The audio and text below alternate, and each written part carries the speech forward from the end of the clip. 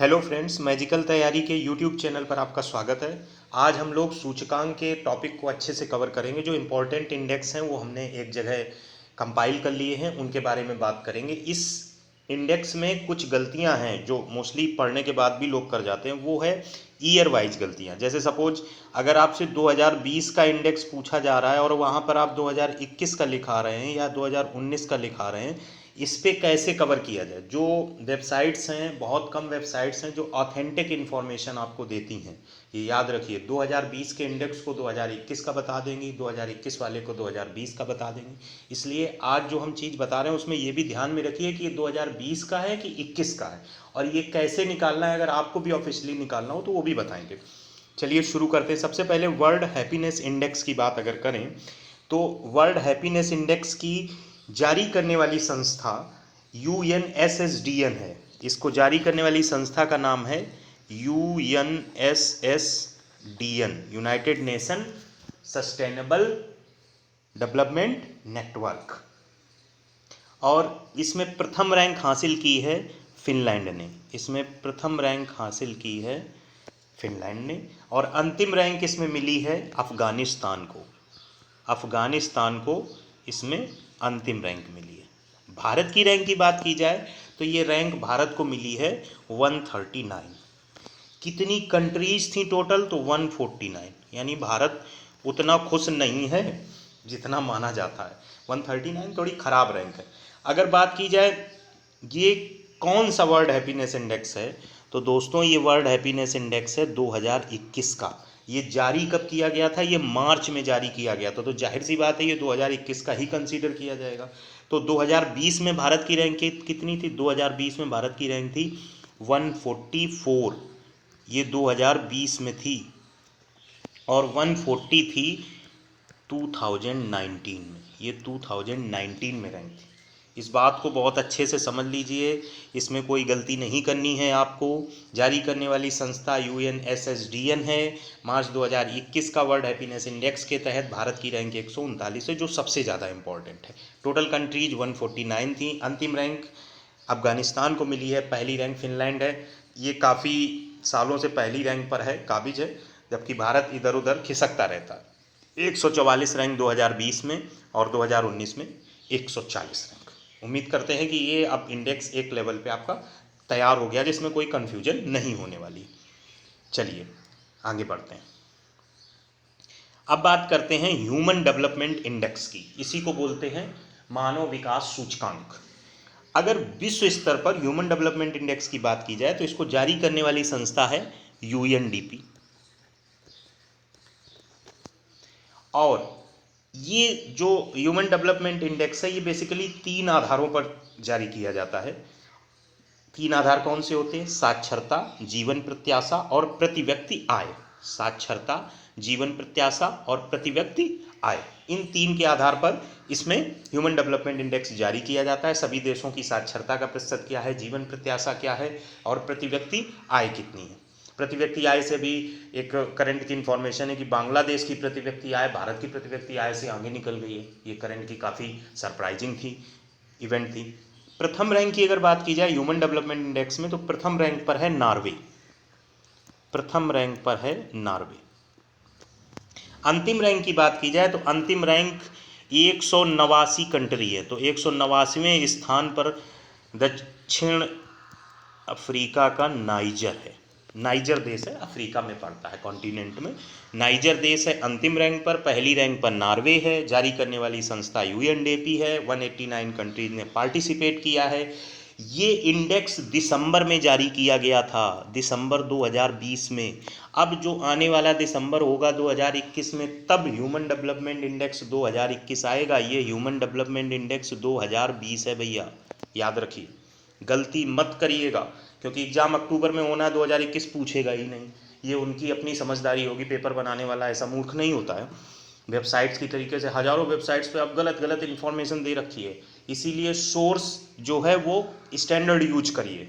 और कोचिंग में भी बताने वाले ईयर ही नहीं बताएंगे आपको, बस ह्यूमन डेवलपमेंट इंडेक्स में इस बार रैंक आई। अरे इस बार क्या क्लियर करिए, इस बार में तो दोनों साल आ सकते हैं ना, 2021 भी आ सकता, 20 भी आ सकता। तो वो क्लियर नहीं करते। आपको अपनी रिसर्च या ऐसे स्टैंडर्ड सोर्सेज की तरफ जाना है। ह्यूमन डेवलपमेंट इंडेक्स दिसंबर 2020 में जारी किया गया है। ये 2020 की रैंक है। नॉर्वे फर्स्ट पर है, अंतिम रैंक नाइजर की है। 189 कंट्रीज ने पार्टिसिपेट किया है। भारत की रैंक 2020 में 131 है, और जबकि लास्ट ईयर में भारत की रैंक थी 129। ये लास्ट ईयर का मतलब हो गया यहाँ पर 2019 की बात हो रही है। तो याद रखिए 131 रैंक जो है वो किसकी है? भारत की है 2020 ह्यूमन डेवलपमेंट इंडेक्स में। मैं बार बार इसीलिए जोर दे रहा हूँ ताकि आप वहाँ कोई गलती ना करें। और 129 थी 2019 में। कोई दिक्कत नहीं, ये चीज़ बिल्कुल क्लियर हो गई। आधार या एक बार पूछे गए हैं आधार, तो आधार याद रखिए साक्षरता, जीवन प्रत्याशा और प्रति व्यक्ति आय। ये सिर्फ 3 आधारों के बेसिस पे ह्यूमन डेवलपमेंट इंडेक्स जारी किया जाता है। चलिए आगे बढ़ते हैं। अब आता है global innovation index. Global innovation index को अगर हिंदी में कहें तो कहेंगे वैश्विक नवाचार सूचकांक। इसको जारी करने वाली संस्था का नाम है WIPO। इसको जारी करने वाली संस्था का नाम है WIPO। फुल फॉर्म अगर पूछा जाए तो वर्ल्ड इंटेलेक्चुअल प्रॉपर्टी ऑर्गेनाइजेशन। इसमें फर्स्ट रैंक पर आया है स्विट्जरलैंड। इस पे फर्स्ट रैंक पर आया है स्विट्जरलैंड। और अगर अंतिम रैंक की बात की जाए तो वो आया है यमन। यमन देश तो सुना ही आपने। भारत के रैंक की बात की जाए तो भारत ने रैंक हासिल की है 48, और ये जारी किया गया था सितंबर 2020 में, यानी कि ये आने वाला है सितंबर 2021 में। तो ये बात फिर से 2020 की ही हो रही है। और 2019 में भारत की रैंक 52 थी, यानी टॉप 50 में आने में सफल हुआ है, यानी नवाचार बढ़ा है, यानी स्टार्टअप एंटरप्रेन्योरशिप बढ़ी है। हम कुछ ऐसा करने की दिशा में बढ़ने लगे हैं जो पहले से एग्जिस्ट नहीं है। हम रिपीट नहीं कर रहे हैं, हम सिर्फ नौकरियों के पीछे नहीं भाग रहे हैं। हमारे भारत देश में नए स्टार्टअप्स शुरू हो रहे हैं, लोगों में हिम्मत जग रही है नए काम करने की। रचनात्मक मस्तिष्क ही वैल्यूएबल होता है। ह्यूमन लाइफ का ही अर्थ है अपने ब्रेन का इस्तेमाल करके कुछ नई चीज़ों का करने की कोशिश करना, तभी तो उसका अर्थ है। अगर कोई इंसान इस पृथ्वी पर जन्म ले और वो अपने हाथ से एक पौधा न लगाए, अपने हाथ से कोई एक ऑर्गेनाइजेशन में मदद ना कर सके, ना खड़ा कर सके, तो कम से कम एक ऑर्गेनाइजेशन में कुछ क्रिएटिव हेल्प ना कर सके, तो वो फिर जीवन औसत जीवन के रूप में आ जाता है। आपकी कॉन्शियसनेस को, वो एनर्जी, वो आनंद, वो एक अलग तरीके की अनुभूति से होकर नहीं गुजरेंगे। खैर, आध्यात्मिकता हमारा यहाँ सिलेबस नहीं है। ग्लोबल इनोवेशन इंडेक्स के बारे में बात कर रहे थे। WIPO world intellectual property organisation जारी करता है। प्रथम रैंक स्विट्जरलैंड की है, अंतिम रैंक यमन की है। भारत की रैंक 48 आई है 2020 में, जबकि पिछली साल इसकी रैंक 52 थी। होपफुली चीज़ें इसमें क्लियर हो गई हैं। अगर बात कंट्रीज की जाए तो कितनी कंट्रीज को पार्टिसिपेट किया गया था, तो टोटल कंट्री थी 131 कंट्रीज ने पार्टिसिपेट किया था। उसमें भारत की रैंक 48 है, या उन्होंने शामिल किया था 131 को ही शामिल किया था। ओके, अब हम आगे बढ़ते हैं। अगला इंडेक्स है ease of doing business index. मतलब किस कंट्री में बिजनेस करने की प्रक्रिया आसान है, जटिलता कम है, तो उसके आधार पर ease of doing business index तैयार होता है। ये जारी किया गया था 26 दिसंबर 2020 के इर्द गिर्द। इस डेट पर ease of doing business index जारी किया गया था। जारी करने वाली संस्था का नाम है वर्ल्ड बैंक। जारी करने वाली संस्था का नाम है वर्ल्ड बैंक। पहली रैंक पर है न्यूजीलैंड। पहली रैंक पर है न्यूजीलैंड। और अंतिम रैंक पर है सोमालिया। अंतिम रैंक पर है सोमालिया, ये कंट्री। भारत की रैंक की बात की जाए तो भारत की रैंक, चूंकि ये 26 दिसंबर 2020 को जारी किया था, तो 2020 की भारत की रैंक है 63 आउट ऑफ 190 कंट्रीज। अगर बात 2019 की जाए तो रैंक थी 77। 2016 में भारत की रैंक थी 130, यानी ease of doing business index 2016 से यहाँ तक आके काफ़ी अच्छा भारत ने प्रगति की है। ये 2016 से क्यों कह रहे हैं, कभी कभी एग्जाम में 5 साल का गैप लेकर पूछ देते हैं कि 2016 से अब तक 5 वर्ष के गैप के बीच भारत ने कितनी रैंक से कहाँ तक शिफ्ट किया है। क्वेश्चन पेपर बनाने वाला क्वेश्चन को टिपिकल बनाने में एक ये कुछ बहुत चीज़ें अप्लाई कर सकता है। फिर एक बार देख लेते हैं, ease of doing business index जारी करने वाली संस्था वर्ल्ड बैंक। प्रथम रैंक न्यूजीलैंड, अंतिम रैंक सोमालिया। बात किस ईयर की हो रही है? 2020 की। भारत की रैंक 63, पहले कितनी थी? 77। ठीक, चलिए आगे बढ़ते हैं। अब बात करते हैं वर्ल्ड प्रेस फ्रीडम इंडेक्स की। वर्ल्ड प्रेस फ्रीडम इंडेक्स, विश्व प्रेस स्वतंत्रता सूचकांक। विश्व प्रेस स्वतंत्रता सूचकांक 21 अप्रैल 2021 लेटेस्ट की अगर बात करें, 21 अप्रैल 2021 के पॉइंट ऑफ व्यू से बात करें तो ये 2021 का माना जाएगा। और 2021 में या पहले भी जारी करने वाली संस्था कौन सी है? Reporters without borders. Reporters without borders, इसको जारी करने वाली संस्था का नाम है रिपोर्टर्स विदाउट बॉर्डर्स। इसका मुख्यालय कहाँ है? पेरिस में। प्रथम रैंक पर फिर से कई सूचकांक में नॉर्वे अपना परचम लहराता है, इसमें नॉर्वे पहली रैंक पर है। और अंतिम रैंक पर है इरिट्रिया। अंतिम रैंक पर है इरिट्रिया। और इसमें कितने देशों ने पार्टिसिपेट किया है? तो 180 कंट्रीज ने पार्टिसिपेट किया। 180वें स्थान पर इरिट्रिया है, नंबर 1 पर है नॉर्वे। भारत की रैंक की बात की जाए तो भारत की रैंक 2021 में 142 आई है 180 कंट्रीज में। और अगर पिछले साल की बात की जाए तो भारत की रैंक कितनी थी? भारत की रैंक तब भी 142 ही थी, कोई चेंजमेंट नहीं हुआ। और चाइना इसमें 177 पर है। यहाँ पे चाइना की इस बात इसलिए बात कर दी, जहाँ पे चाइना मोस्टली ठीक ठाक परफॉर्मेंस में रहता है, टॉप 10 टॉप 5 में आ जाता है तो उतना बड़ा इशू नहीं बनता है।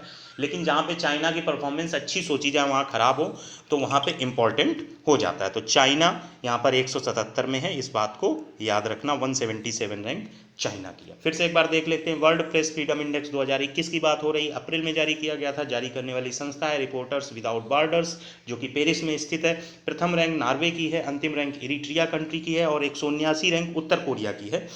और अगर बात की जाए भारत की रैंक की तो 142 है, इस साल भी और पिछले साल भी, तो कोई रैंक में बदलाव नहीं हुआ है। होपफुली चीज़ें क्लियर हैं। चलिए आगे बढ़ते हैं। अब बात करते हैं ग्लोबल जेंडर गैप इंडेक्स की। Global gender gap index, global gender gap index.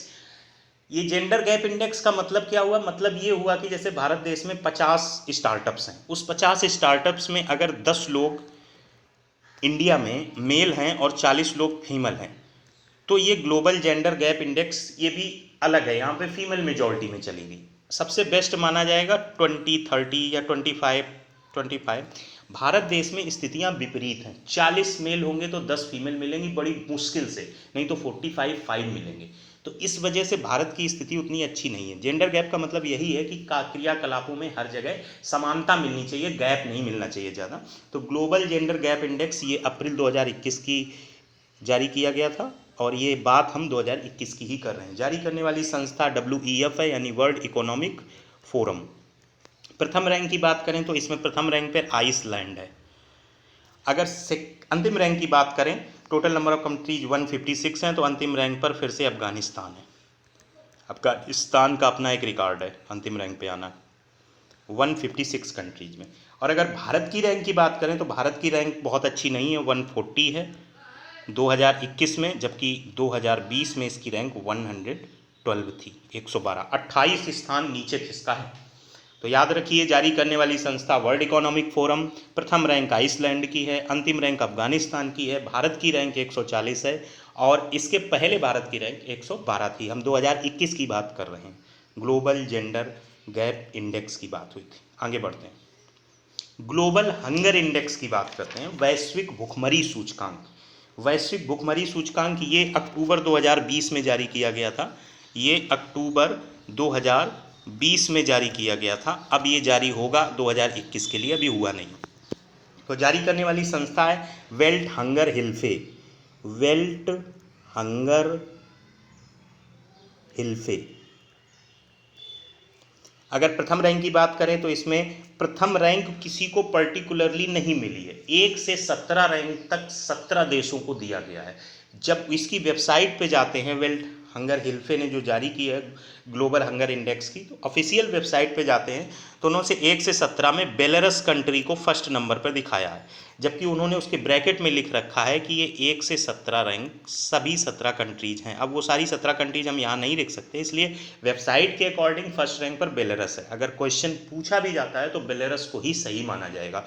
Most of the लोगों ने इसकी प्रथम रैंक को वाइड छोड़ रखा है, क्योंकि 1 से 17 में उन्होंने सबको स्थान दे रखा है।